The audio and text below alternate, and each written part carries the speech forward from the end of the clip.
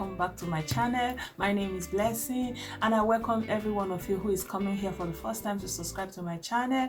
And if you do subscribe, please hit the notification bell so you get to know when I upload a new video. And as usual, I want to say thank you to all my viewers, all my subscribers. I really appreciate you. Thank you so much.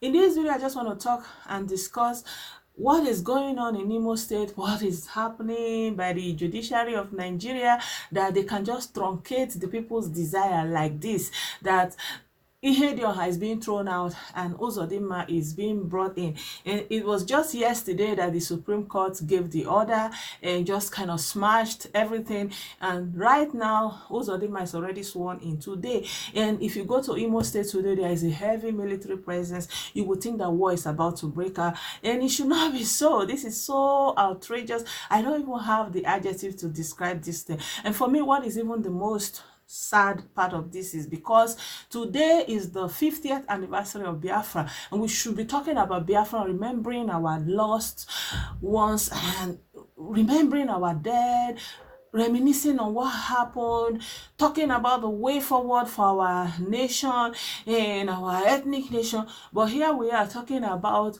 politics, talking about two people from the same state, from the same ethnic nation, putting the head of the people together, bringing people to fight against each other. And if you look at it, Uzodimma is an Igbo man. He is from Imo State, all right. Ihedioha is also from Imo State. And now they are both Igbos. And so you take from this one and give to the other one. So who is doing this thing? The same Fulani that we are saying that, that they have an agenda. So they have succeeded in using one of our own to work against us. And Ihedioha has been doing well. People have been happy. He was celebrated. And in fact, he is following the footsteps of one of the best governors that we have ever had in Imo State, in the person of Simon Bakwe. And there seems to be hope that some things are going to take place in Igbo land, and now they just want to remove him, and they are using another son of the soil to do that. So my thing is, how do we go about this? How do we not fight ourselves to the benefit of other people? So how can it be that in a day we are supposed to talk about Biafra, talk about the Igbo nation, talk about this tragedy, talk about this genocide that was committed against our people, we are here talking about political outcomes of an election that has already been decided? How is it possible that somebody that was in the 4th position is elevated to the 1st position and the others trashed that? Like, this is so outrageous. What is giving them the possibility to be able to do this is because of the constitution that people who are knowledgeable of law and the foundations of Nigeria keep saying it, that is the constitution, the constitution. In fact, there's no need for elections, because with the constitution they are going to have their way.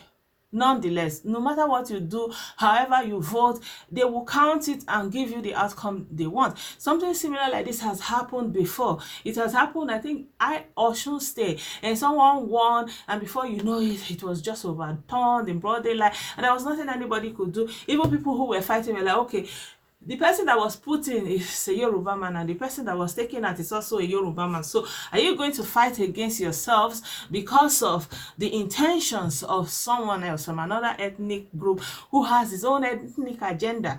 So we must not forget the final route where they are going. The final destination of all these things is the complete Fulanization of the whole country. So they need some stooge to do their bidding. And now Uzodimma has obviously volunteered himself to continue with this agenda and, to play the cards that they want to play. So the question for us Himolites and for Ndibo at large is, but there's Igbo adage that says that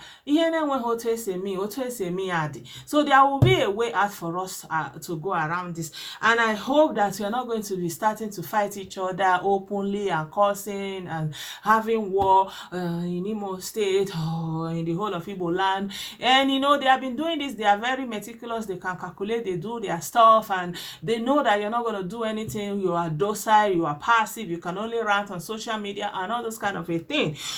But we can make a difference if we want. we can. And yeah, so today we are supposed to be talking about Biafra, and we are not talking about Biafra. This is a distraction, because these people have an agenda.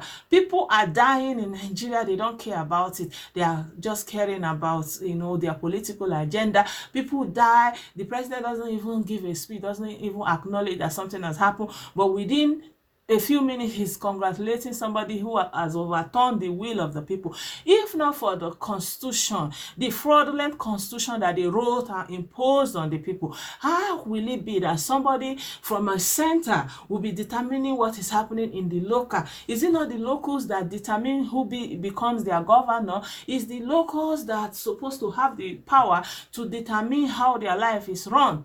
It's not that they will be doing something in Imo State, in remote areas like this, and somebody from Abuja, from another ethnic nation, from another, with another ethnic agenda, we will be calling the shots, deciding what is going to happen. I think we really need to take a heed and take a step back and look at it. And when you see when they call the result, so you see the people who were rejoicing, they were happy about the outcome, they were all Igbos. So when we are talking about what other people are doing to us, let us never forget the role our own people are playing in contributing in the plight that we are suffering in Nigeria. So it's a sad thing, but I believe there's a way around it.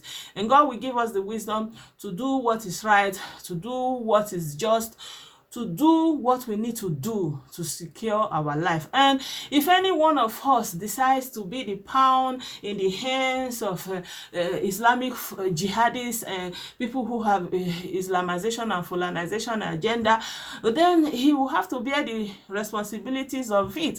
And it cannot be that somebody will just apply himself to be a stooge because of his own personal interest. And these people are working for the interest of the Fulani ethnic nation, trying to use Nigeria as a dwelling place for the whole of the Fulani ethnic nation all across West Africa.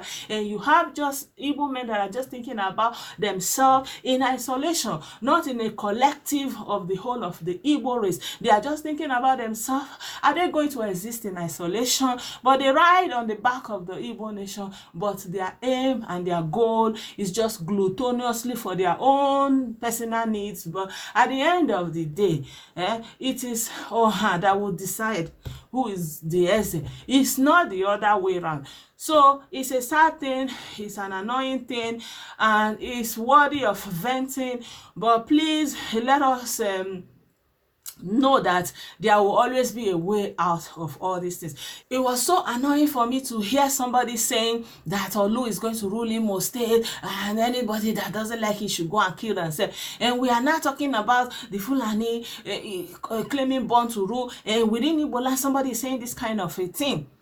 This is the first time that Owerri zone is getting this governorship. Why not in the interest and in the benefit of the whole of Igbo land, the whole of Imo people, allow Ihedioha to be? Why not allow some equity within your people so that we can at least work for one collective goal? We're talking about the Biafra war, and so many other things are going on. The Fulani jihad is fully upon us, and we are there allowing somebody to allow himself to come and bring trouble among us, to distract us from the real thing that we are supposed to be fighting against, and just to be used as an instrument of destabilization and as an instrument to achieve their aim in the southeast. So yeah, this is a tragedy. I don't even know where I'm going with this talk anymore, but I'm so enraged in my heart. But I just have the confidence that there's always a way around it. And first of all, we need to talk about that constitution, this constitution that gives people from far away the power and the possibility to do this kind of thing, to truncate the will and the desire of a whole people against their wish. So yeah, I'm going to stop this video here now. In my next video, I want to talk about Biafra, and remember Biafra today. There's been a lot of talks going about Biafra, about never again. And you know, I like the commentary that one of our mothers gave. And yeah, we'll just leave that video for the next one. So for now, I'm going to leave this video here.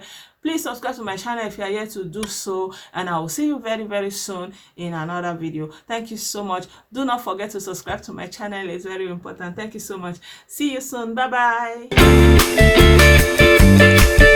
bye.